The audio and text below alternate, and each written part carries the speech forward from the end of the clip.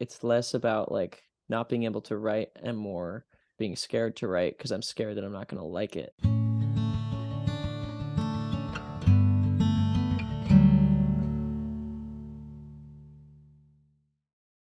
Hello, my friends, Phöenix here. I just wanted to give a quick disclaimer ahead of this episode.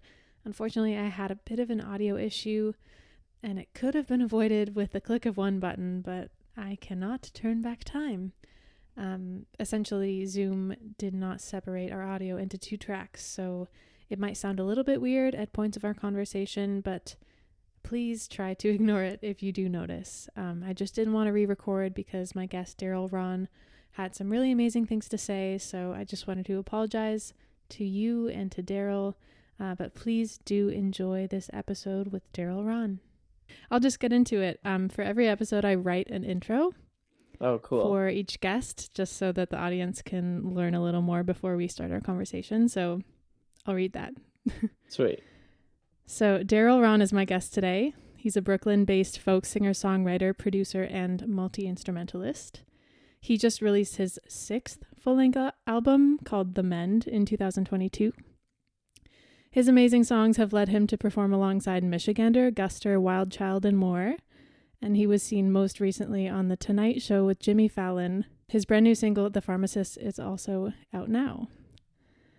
So yeah, I thought I would just mention how we met, which is we met in Manhattan playing a So Far Sounds show. And it was at this a CBD drink pop-up shop, right? Yeah, Recess. What a random instance, but yeah, I had no idea who you were, and I was just blown away by your songs, and I'm such a fan of you, so thanks for coming on.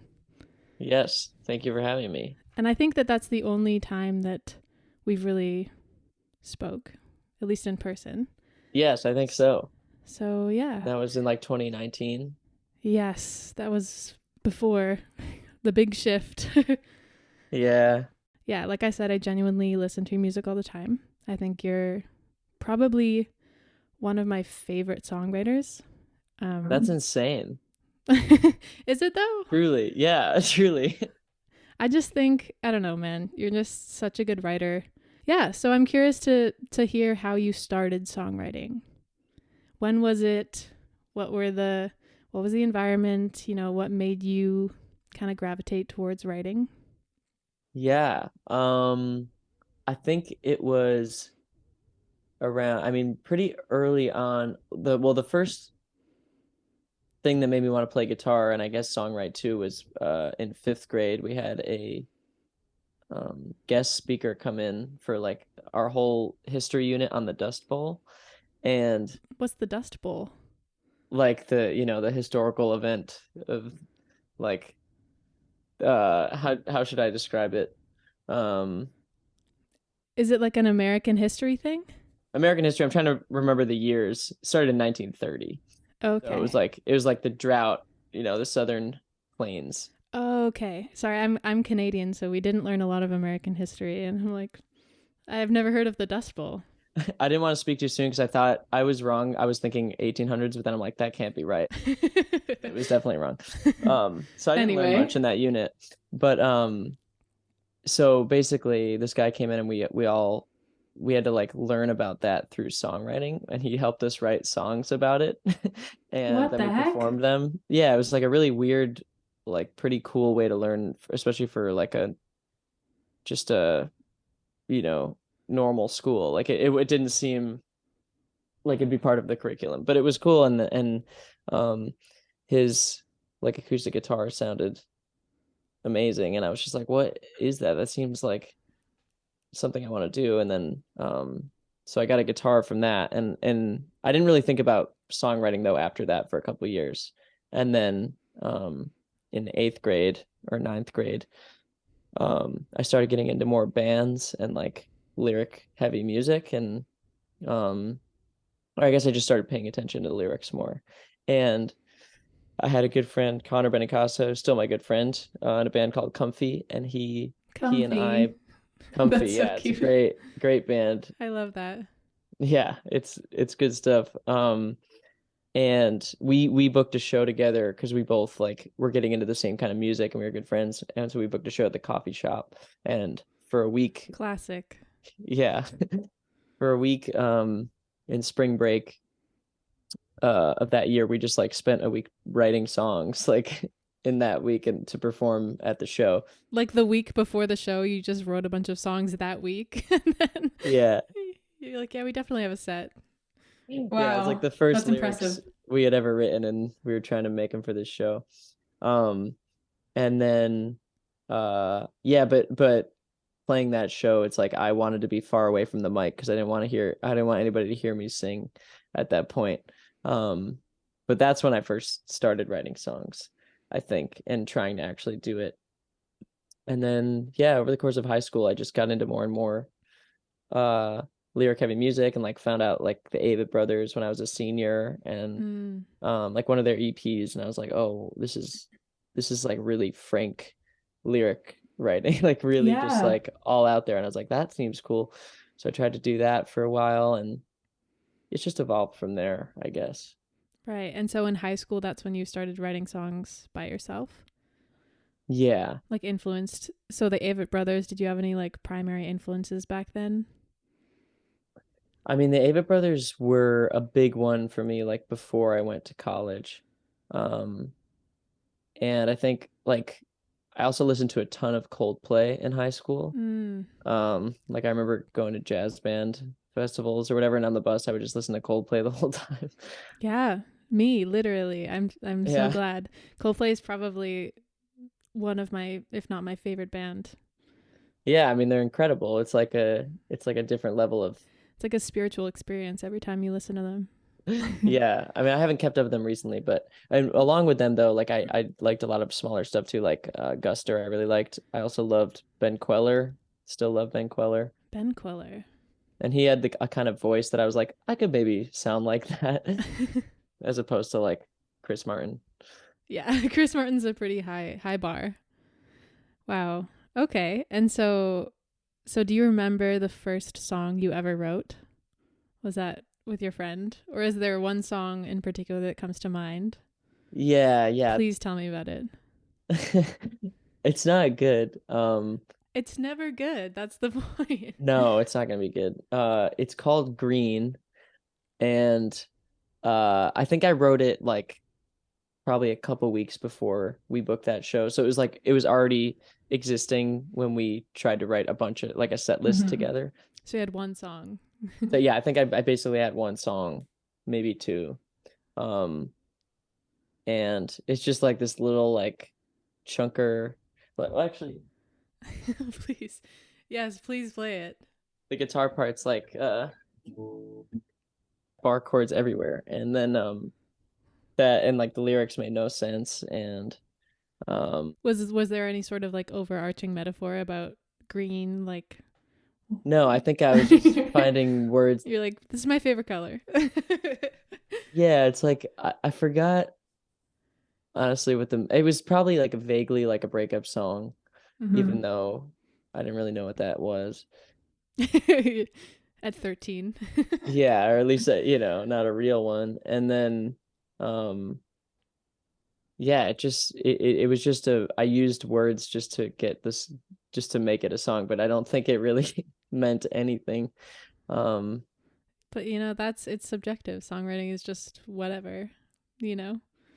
And yeah. you have to just write those songs that don't make any sense so that you can learn what your voice is and whether you actually want to make sense or you know, those songs are so important. I love them. That's why I ask everyone. I'm like, "What was your first song? Tell me all about it." Cuz I think it's like a pillar in the journey of a songwriter. Yeah, you always remember those first ones. You always remember your first one. Yeah. I do think it's important like nowadays even I'm trying to like still access that kind of writing because Hmm. now like I sometimes like catch myself getting way too by the book, so to speak, or just like Yeah. formulaic in my own way, and I'm like, well, I need to like still keep in mind that part of me that isn't thinking Yes, cuz songwriting has no rules. right, and it shouldn't, you know, and it's like So it's, yeah, that's something I still try to keep in mind. Yeah, I love that. I always talk about how you need to access that like fire inside of you, deep inside of you that existed when you first started writing and you didn't know what writing was. Mm-hmm. Because I feel like once you do it for so long through experience or education, it's like it becomes, yeah, like a formula, some sort of equation that you always kind of go back to instead of just being like, oh, this is cool. Obviously there's still a lot of that, but um yeah, so I think when I listen to your music, like you said, um you finding music that was more lyric driven when you were younger, and like finding the Avid brothers and learning that there are like very frank conversational lyrics. I think that when I listen to your stuff, that really shines through to me. Like you seem like a heavy lyricist. Um, and to me, your lyrics are very conversational and very like to the point. And like, you know, I was even listening to a song earlier. I forget which one it was, but it was like, Abby, we both know Abby or something. And I Oh was like, yeah. that's so like, it's so random and I love it. It's just like the way that it is. But so how long did it take you to develop like that voice that you have now of just like conversational writing, you know? Hmm. Well, thank you for thinking I have a voice. I think like, You literally do. yeah, I think it took a long time to feel good about lyrics. I think probably in like 2018 or 19, I was finally starting to feel like I knew what I wanted to do. And this was like a few years after you started releasing music, or Yeah, I'd say, well, yeah, I when did started your releasing first album music come out? way too early. Like, Me too. yeah, there was something in like 2012, um, like an EP that was pretty bad. Um, I love so I it. would That's say, yeah, a same. good My six my first years. EP came out when I was 16 in 2012. Yeah, I mean, So that's we're on the same timeline. it's a beautiful thing. I think, yeah, so I guess probably a good 6 years into trying to release music was I like, oh, okay, maybe this isn't so bad. Mm-hmm. Um, And so what was that? Like what changed, do you think? I think just like I spent like so much time writing songs. Like I would, when I first moved to New York City, it was 2016, and 2016, and um I didn't really, none of my friends that I had known lived here yet, so I spent like most of my time in the mornings like writing songs, and like a lot of bad songs too. And Good. yeah, and then so I think I got like so used to just writing that it didn't like scare me anymore. I didn't feel like I had to wait for something to strike me or happen or whatever. Like I could just like sit down, like I knew I could write something, and then after a while that made it a lot easier to like when there was something that I actively wanted to write about, I had more tools, and like then I started to realize like, oh, I guess I like kind of know how to talk about this in a way that feels good to me, Mm-hmm. So it's like cathartic.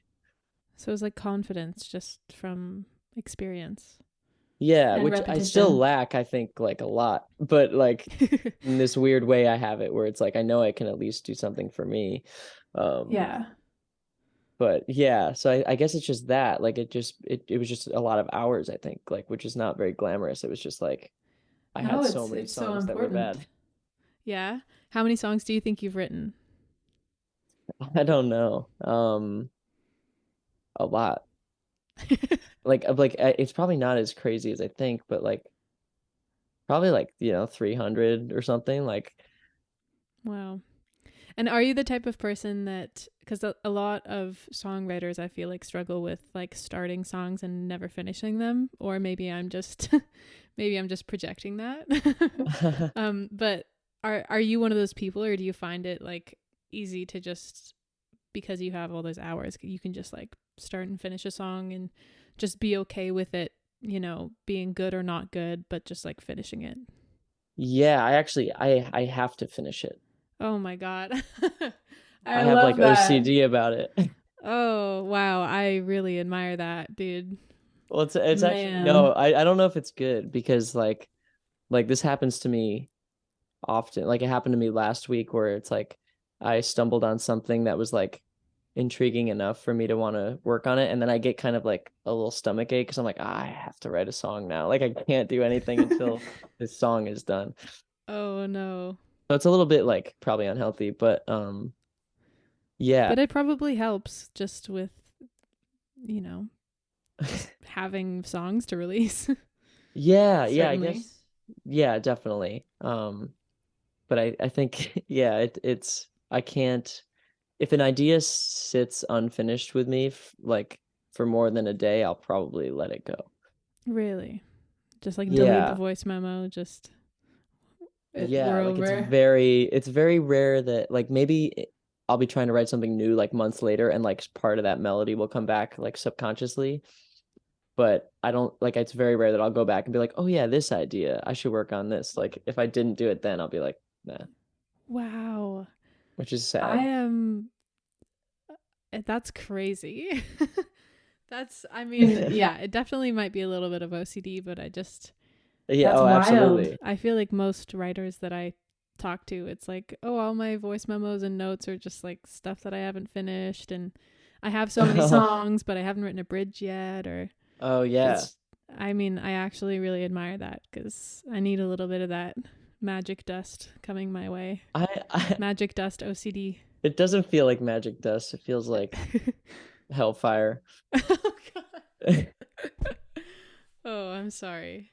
No, I'm just kidding. But like it's also like where the OCD goes further, where I have a Google Doc open at all times that has a list of like 10 to 12 songs.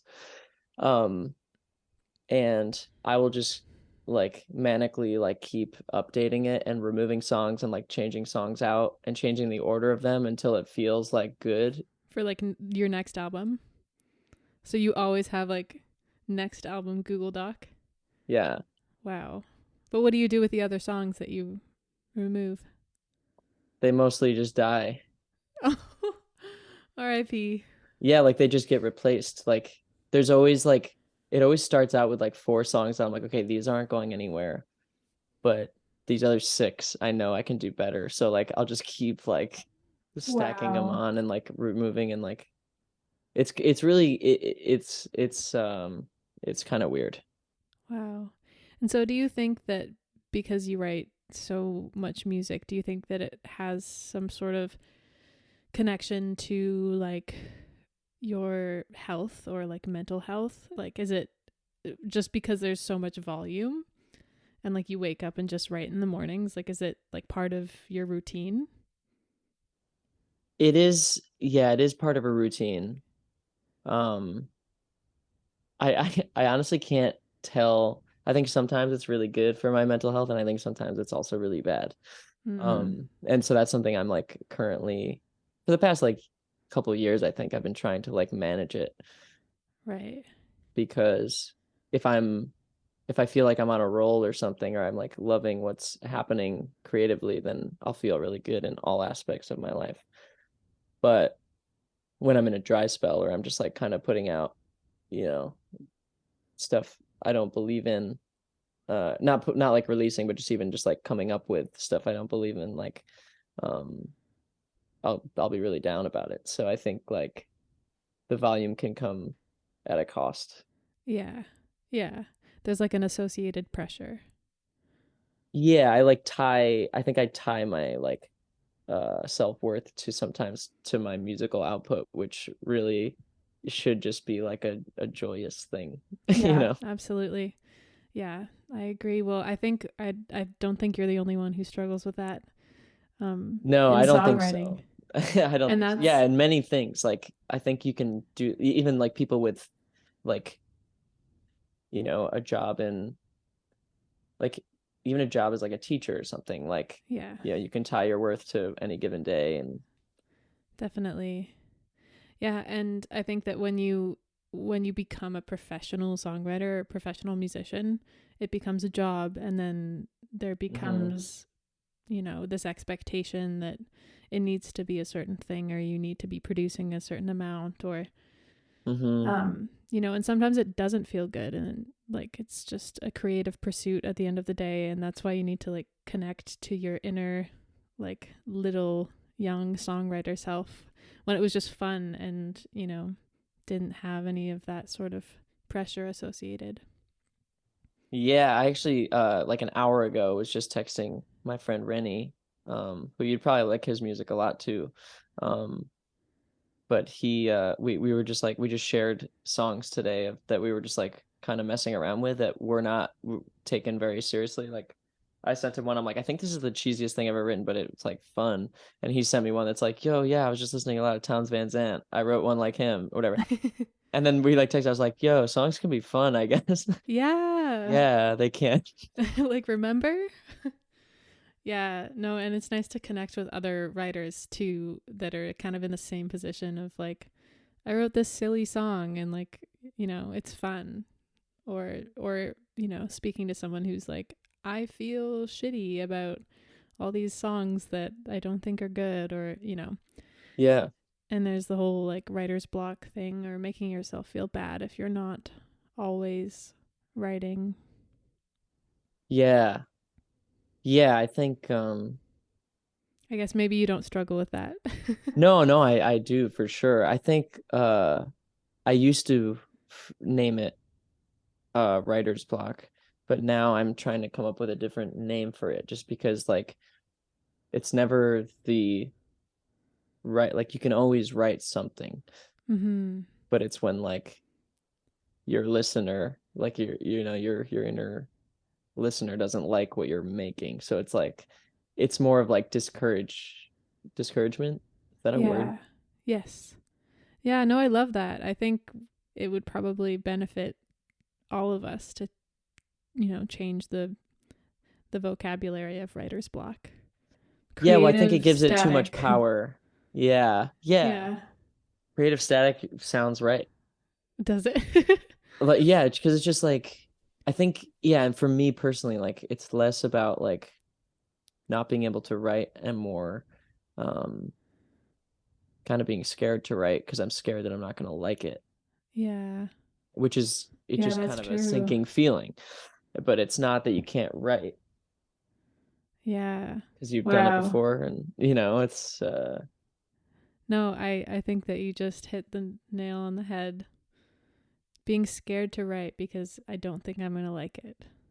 And I yeah. think that the more time that passes that you don't write, the more scary it gets, because it's like, Hmm. you know, like you said, if you have so many hours doing it, if you wake up and write every day, it's less scary because you're just always doing it. And when you Hmm. don't do it for, you know, it's a day, and then it's a week, and then it's a month, and then it's a year of, you know, being stuck creatively, Yeah, I'm sure I've heard of people being stuck for a year plus and that just becomes more daunting.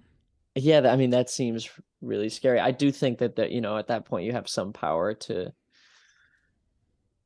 try to break through. But then again, I don't know. Like I think it can probably get so serious that you really need to take a step back Mm-hmm. and let yourself kind of cool off.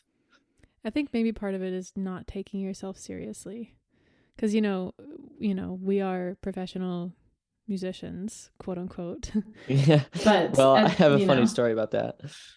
what is it? But it's that I just filed my taxes um like last week and Wow, on top of it. yeah, I mean I needed the return because I'm about to move. But basically like submitted everything for music and wrote off. I don't write off a ton of stuff, but all the like I spend money on mixing and recording. Yeah, yeah. So I always have to mark that down.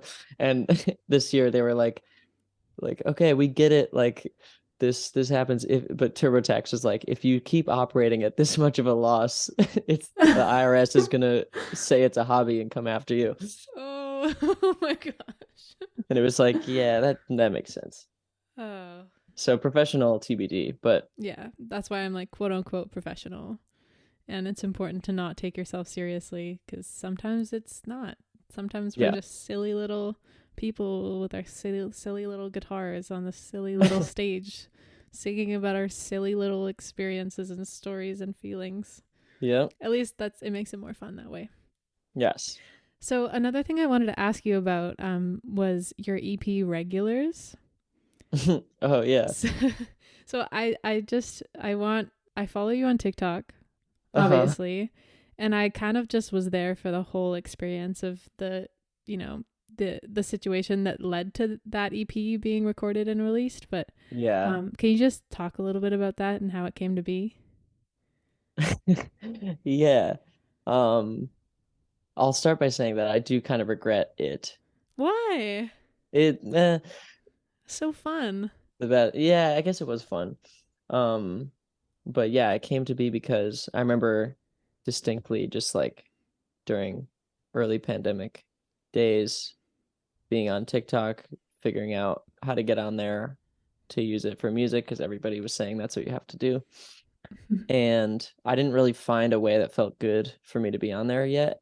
But then um I remember thinking before bed one night, I was like, oh, I think if I just ask people if they wanted a song written about their name or like with their name, I'll just do that and have them comment their name, which because it's kind of like how when the Coke bottles all had, they were Yeah, personalized Coke yeah. bottles, or like people love that. And like, They love being included. yeah, and that's kind of what TikTok is. It's like if you're not going to get people interested in what you're doing unless it has some value for them. And It's actually quite narcissistic, but it's human well, nature. yeah, like it is. And it's probably narcissistic to even post a video on TikTok. Yeah, it's all just narcissism, but we love it. Right. I mean, it's like and at that point I was just trying to, grow whatever I had going on. And so this was like, oh, I bet this is, I can write songs about people. And then so I did that and it did go like mini viral. And then there were just so many comments of names. I'm like, okay, well, I'm just gonna keep doing these. Like, and for me, it was also nice because it was like, oh, if I don't have anything to write today, I can at least do one of these. Right, there's a prompt there for you.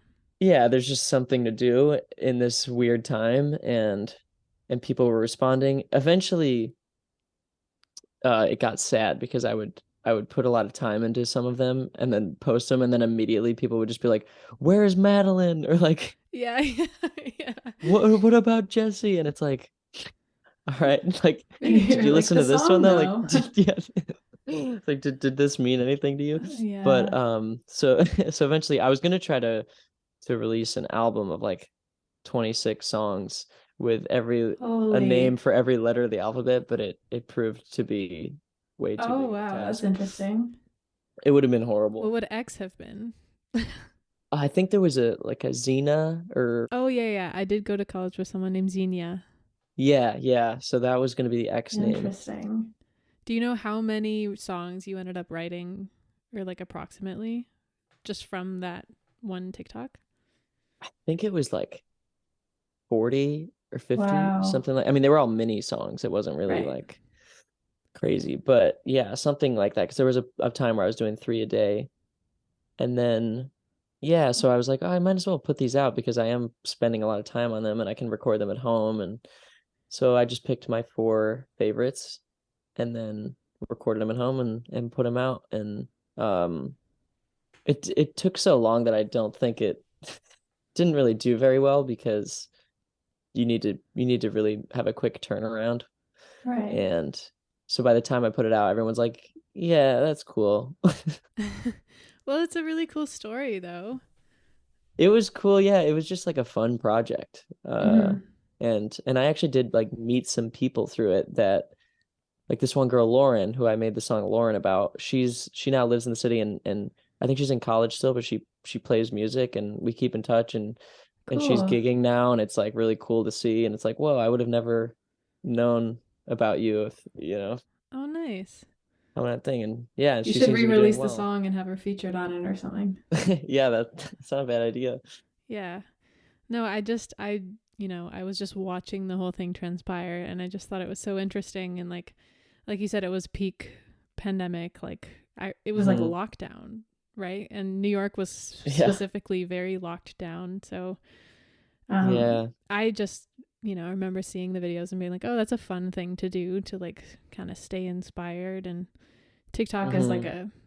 it's a monster, but it was a nice way for like a musician to connect with, with TikTok users. And, you know, like you said, people just want to feel like they're a part of something. So, Yeah. Yeah, absolutely. It was fun. Yeah, ultimately it was fun, and then I stopped when it stopped being fun, and so yeah, uh really no that's harm good. from it. Yeah. That's good. That's a good lesson to learn. Mhm. Um, and another thing I wanted to ask you is like in terms of like we were talking about earlier, where as songwriters we're so analytical these days, and we kind of it's like formulaic the way that we write, especially when we find our voice. And um, we kind of like plug these songs into a formula that feels right. But is there like a specific songwriting technique or lyric writing technique that you kind of fall back on or always use when you're writing? Oh, interesting. Um, Not really, but I think usually the songs that I end up keeping are ones where the some lyric and melody come together at the same time and is intriguing enough for me to follow it. But as far as once that happens, the writing process is just kind of whatever it calls for. Um, and I try not to like I think back in the day I'd get really into like okay there needs to be a pre-chorus here, then a Right. chorus, then a bridge, and now I'm just more like what does the song want? And sometimes Amen. it's nothing. Like one of the last songs I put out like has no chorus or bridge or even hook like there's Mm-hmm. actually just like four verses or whatever and an instrumental break, and it felt so much better than a lot of the songs I've written with a chorus Yeah. and these things. So I'm just trying to be more intuitive now. But yeah, does that answer the question? Yeah, it does. It's great that you're kind of listening to the songs and following what you think they need instead of I find it very difficult to write bridges, for example. Yeah, well, Or like same. I have sort of lyrical patterns that I think just subconsciously it just always feels good to write in a like super conversational way. And I struggled to write like big picture sometimes. What do But you yeah, mean? just like I love writing verses. Like I love storytelling. I love the details, like intricate details of like showing listeners, and just like a lot of external language, and most of that like exists within a verse. And then when it comes to like me trying to figure out what the song is actually about and like what the point of the song is, sometimes that's difficult for me because it's sort of like it's a reflection of the way that I am naturally as a person, which is very like small picture. Like Yeah. I'm very logistical. It's sometimes difficult for me to like see the big picture and things, but then that reflects in my songwriting as well, where I'm like, I don't want to write a chorus because I don't know what this means, or Oh, writing a yeah. bridge is more difficult than like just I don't know. Guess I'm just like a storyteller. Yeah, I mean, I don't think there's none of that sounds like a problem because Well, I think because I also think I yeah, I've been talking to a lot of friends about songs lately, but there's I was talking to a friend about writing big songs, and like he sent me a funny text where he's like, yeah, it's like I'm just trying to write like about everything, and I like it starts out with me leaving my apartment, and then by the end of the song I'm contemplating my death and like all this stuff, and like and eh, just a normal day. yeah, but it's like I relate to that, and I also relate to like trying to find the big picture when sometimes it's like the smaller the song, the bigger, because it's Yeah. like if you write about little things, it actually can be way more meaningful Yeah. than trying to like have this big open chorus that's like, I don't know. I'm not. Yeah, and I guess it's more relatable. Everyone has the experience of like, I don't know, looking out the window or picking up a coffee cup or Hmm. and a lot of the times I feel like the big things have been said, where it's like believe in yourself. And I'm like, I don't need to say that. Like, I don't know. Oh, well, yeah, I mean, I don't think all the big things have been said. But also, I don't know of a good song that the chorus is believe in yourself. Oh wait, I was just gonna say, what is the song that Don't has stop believe in believing. yourself? I was thinking of the Arthur theme song. Oh, now that's a good song. But I even think that that's the bridge or the pre-chorus where it says that believe in yourself. That song is so good though. No, literally, I have covered it with with So I Justin. stand It's corrected because that is one of the best songs yeah, of all time. that's true. Yeah, and most of those lyrics are very big picture. Hmm. Um, Yeah. yeah. Well, So I'm learning that I might be wrong. well, we all are. We all are. So I also actually for the first time this morning watched your Jimmy Fallon Oh, cool. feature, which was so cool. It was so cool to see that you had done that. And yeah, I guess I didn't realize what it was until this morning when I watched, which was like the competition of writing a song in an hour, which Yeah. obviously you would, be incredible at, and you ended up winning. Yeah, well, Winning. I will say that I got a much easier title. Wait, they gave you the title? Hmm. Oh my gosh. And it was like 2023 go to the gym for me. Yes. So Wow. they gave me that So one. I was like, oh, that's hilarious. Then the girls in Aya, they gave her Stuck on a Ski Lift with Jennifer Coolidge, which like I just thought was kind of rough. yeah, too specific. Because she's amazing. And I just felt bad because I'm like, I even watched White Lotus and I didn't even know that woman's name was Jennifer Coolidge. So like Oh my I gosh. doubt a lot of the general public would even know either. Yeah, yeah, yeah. So Um yeah. I just remember her from that Hilary Duff movie Cinderella Story. oh yeah. She's making a comeback. Um Hmm. but yeah, can you just talk about the experience and how it came to be and what it was like and Yeah. It came to be I had another friend that did it probably like a half year ago. I guess they do this segment a couple times a year. And he I think after he did it, they asked him if he knew anybody that might be interested in doing it as well for if they do it again. I think he referred me and then they emailed me and asked if I could audition. So I had to do kind of the same thing where they sent me a title and I had to send them back a song in an hour over email. oh, gotcha. To prove that you could actually do it. Yeah, basically. Um, and then I did that and it was fun.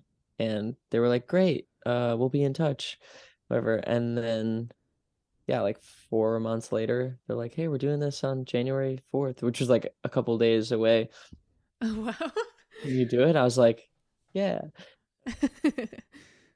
Yeah, so I went in and basically I got there at noon.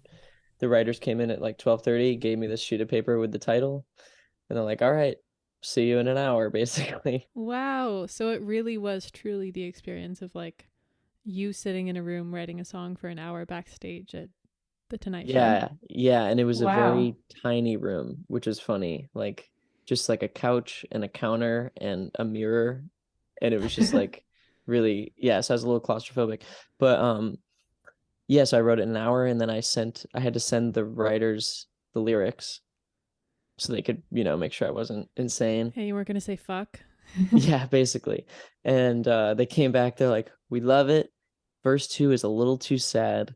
Can you just like add some Oh, levity to this?" some notes. So I got some notes and I was like, you know what? That's fair. It is a little bit dark.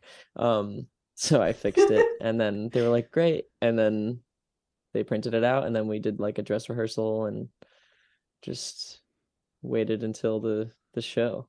And then it was Cool. very quick. Yeah.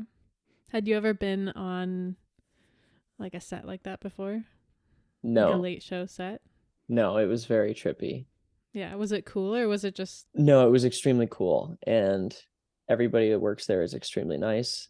And everything is just kind of, it's just a well-oiled machine. Like everything is so quick and easy. And there was really no problem, which That's was wild. awesome. That's Yeah. awesome. And did you notice any sort of like spike in, you know, your audience or anything after being on the Tonight Show, or was it? Um, not yes, that week for sure. Hmm. And it was mainly, I mean, all my friends and everything thought it was funny, and that was fun. But my hometown really Oh yeah, I bet. amped up about it, which I think was funny because I posted it on Facebook or whatever, and Jimmy Fallon said he loved Utica, and that really caught on. Like all these newspapers wrote about it, all this stuff. Like it really like made the rounds, and Oh, that's I so got all funny. these shares and messages and stuff, and it just like, oh my God, like so happy. And I'm just like, I've been doing this for like, 10 years. And this was like a funny thing. This wasn't even like what I'm doing, Right. but it's funny because, that's the kind of thing that people can kind of rally behind, Yeah. which I'm Yeah. not like bitter about that at all. I just think it's like so funny that it's like, oh, I play shows up there all the time, you know? Yeah, you're like, I have been actively releasing music for 11 years, but I I But now appreciate. this Jim song is the one. it was very funny. I must say you were very calm and cool and collected and had a really, strong performance. Oh, well, thank you. Yeah, it was not that way on the inside. Hellfire. Yeah, it was truly like I didn't feel totally present, but it went okay. So, Yeah, I thought it was great. It's a I can't imagine. I don't really get nervous when I perform on stage anymore, but I'll be nervous in the like in the most random setting, Like even really? with this podcast, I'm like I get really nervous at the beginning, but I can go on a theater stage and play a song and be totally fine, but it's like the most random instances. I don't know. Our Yeah, psyches are I weird. agree though. I mean, I totally relate to that. Where Hmm. or even at a show now, it's like I don't get nervous to perform. I get nervous like that nobody's gonna come or like, Yeah. like logistical Like worries. How am I gonna get there? Where am I gonna Yeah. put my coat? where am I going to put my coat? Yeah, totally. No, I Oh, I can totally relate to that. I was at a bar the other day and there was karaoke happening Oh and yeah. everyone was like, "Are you going to go up and sing?" And I was like, "Absolutely not." Like that's terrifying. I don't do karaoke at But for all. some reason like I can totally comfortable performing my own songs in front of a bunch of strangers, but then it's like a karaoke song? No. Yeah, Like I'm the same way. I can't do it. so I scary. avoid karaoke like the plague, Yeah, me too. which makes me And a bummer. And then everyone is like, "Oh, you gotta go. You're a singer. Go up and sing a song." And it's like, Yeah. also nobody wants like a vocalist to show up at a karaoke bar, and you know, No. it's not fun. No, it's horrible. And yeah. yeah, I just don't. I also I karaoke like has made me realize A, how few lyrics I know, B, how few lyrics I like. Oh, that's hilarious. I just like like some of these songs, people will like the whole room will be singing along to a song that I have never even heard. Like I don't even know the first thing about it, and people are just like singing along, and I'm like, what is this? Like this, I don't even think this is good, but Oh, that's funny. It's like that's just Madonna or funny. something. Yeah, and it's like I am wrong, it's like I know the song. The song is a smash, so obviously it's good. But for me, I'm just like, what? Like I don't get this one. A grumpy old man in the background. Yeah. Oh, I Well, love it. so if I do karaoke now, I pick like The Scientist and Yeah, just yeah, do yeah. like the The 5 minute saddest Coldplay song. possible song. Like the saddest song that has ever been written. Mhm. And Oh, it's that's way so longer than you funny. think. Yeah, it's so long. No, I was thinking about, there was this one woman who was singing a like an old rock song, and there was like a very long guitar solo, and she was just like like standing up there kind of like awkwardly trying to like pretend to play air guitar, and I was like, I hate everything about this. Yeah. Oh, anyway. Um I also wanted to ask you, do you have, out of, cuz you've written like 300 or so songs or whatever, is there, it's a difficult question, but is there a song in particular that is like a favorite of yours, and why? Um, Or like, is there a one of your favorite songs to play live? yeah, for sure. It's not out, Oh. but I guess I could do one that's out if you'd prefer. Well, maybe both. Okay. Yeah, the one that is not out is called Nothing Ever Happens, and it is my favorite to play. I think it's just my favorite song that I've written. Just because it didn't like I don't know where it came from, but it feels like everything I wanted to write. Um, Amazing. yeah, which is like it felt like I can't do it again.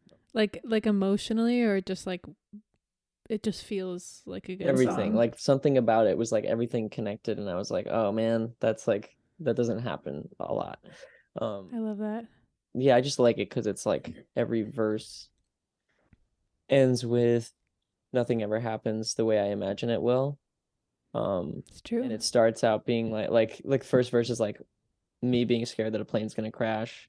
Next one's like me being worried about people that don't answer their phone because I think they died. Next one is like I thought I was gonna be like way more successful by 25, and then the last verse is like I thought I'd end up alone and then I didn't because I found someone. And so it's like it ends up being like Oh, a good, like it's like, oh, I didn't want the song to be negative. I wanted it to be kind of funny. Happy ending. Yeah, and it's like a happy ending in a way that didn't feel like I was proud of how it was came out because it didn't feel cheesy or forced. I love that. Shows that, it can be happy or sad or positive or negative when it's like something doesn't happen the way you think it will. Yeah. Yeah, and I feel like that is how like that's the best way that I can describe life. I Yeah, is absolutely. like nothing has gone the way I thought it would, and that's great, and that's bad. And it's gonna be fine. Like, it just won't go the way you think. And so I really like that song. But as far as songs that are out, that's hard. I don't like them. No, I think I that don't like any. honestly, I think it's one of the first song I put out this year is called Angels Bowling. And I mm-hmm. think that's the song I think I mentioned earlier that has no chorus or hook or anything. Um, Mm-hmm. but it feels like it also kind of just feels like it came from somewhere that I don't know how to access. Um, That's amazing. so I think that one, it's not like I don't think it's that profound of a song or anything. It's just No, it's cool though. I like that song, and I like the metaphor of angels bowling, and because it's thunder, right? yeah, Like yeah. I've just never thought of that before. Oh, really? I didn't even think of that. My parents used to tell me that, and I think it's kind of common, Yeah, a common thing, idiom or something. But yeah, That's I just great. yeah. So I think that one it's and that one's like such a small song. Like all the action in that song takes place over like 5 minutes or something. yeah, So it's like I don't know, it felt weird, and I like weird now. yeah. Sometimes those are the best songs. That's a good one. My personal favorite is Old Flame. I don't Oh know if wow. it's just because like it was one of the first songs of yours that I listened to, but I swear like there was one year where I just listened to that song like on repeat. Oh, Like that's I just was awesome. like, I don't know. I know every single lyric to that song, and I don't know. That's It's so just there's cool. something about it that's just so vibey. Thank you. That one's so fun. I don't even sing that one live because it's so hard to sing. But Yeah, the chorus is pretty high, I guess. it got, yeah, like it was like the last year that I could do. Yeah. But what's funny about that song is that we recorded it a little bit slower and ended up speeding it up in production. So Oh. it's a little bit out of key. Oh, really? It's like in F sharp, but it's like 25 cents sharp. I feel like I seem to remember trying to like play along to that song and having that experience now that you just mentioned that. Because I remember being like, I want to cover this song. And then I was like, what the heck is going on here? Yeah, I'm so sorry. It's Oh, don't apologize. No, I love things like that when you like tune, like Justin will sometimes tune his guitar to like E flat or something. And mhm. I don't know, stuff like that it's fun production things. Yeah. So I'll just ask you my last questions. It's like a two-parter. The first one is, what songwriting advice would you give to your past self? And what songwriting advice would you like to give to your future self? Whoa. Songwriting advice to my past self. Um, I think I'd say like color outside the lines. Like I think that I spent so many years trying to write perfect songs and that was kind of a good exercise, but now I listen to stuff and I'm just like, what, man? Like that's not what it is. Like that's not Yeah. human. That's not like why songs are good. And now your favorite is the weirdest one. Yeah, and it's like that one, it's like I actively was like, do not overthink this. Like write what it is and then, change a word if it sucks. But Mm-hmm. so I think, yeah, like I would spend so long trying to be like perfect. And that's not even the songs I like. So that's what I'd give to my past self. Yeah, I think perfect can sometimes be boring, to be frank. Yeah, it's incredibly boring and like it's kind of see-through. And it's like it kind of is like breaking the fourth wall a little bit in a bad way. Mm-hmm. Where it's like I'm a songwriter and this isn't fun. I also like how your answer to that question was a metaphor. Like, it's very songwriter of you. Color outside the lines. Horrible. No, I love it. I love it. But yeah, I mean that's what I'd say. My future self, I hope he's all right. Um, I think you will be. I think, yeah, like what would I say?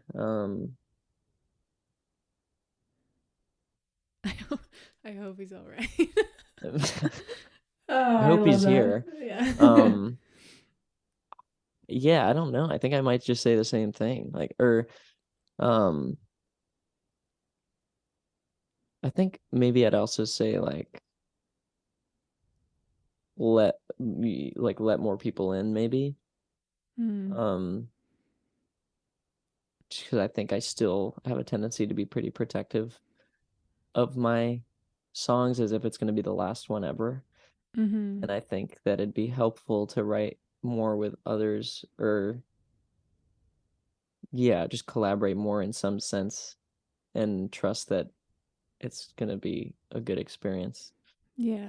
because there's going to be more songs and like if you have to hold on to one for just you like that there'll always be that chance. Yeah, absolutely. Yeah, I totally relate to that. I'm really protective as well.